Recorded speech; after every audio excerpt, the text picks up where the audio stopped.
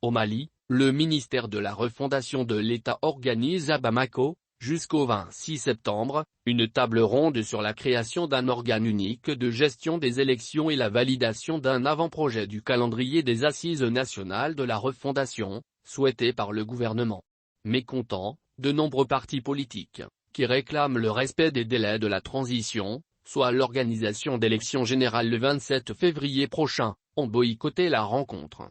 C'est au crépuscule qu'Escofare Oulématou Tamboura quitte le Centre international de conférences de Bamako.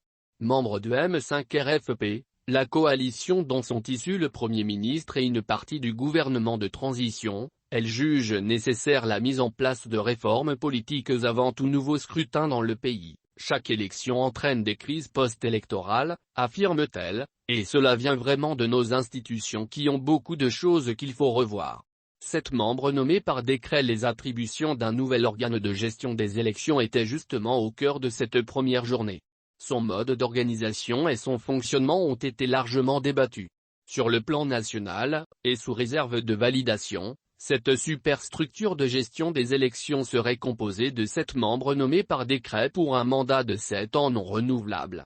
Des prérogatives qui sont pour l'heure loin de faire l'unanimité.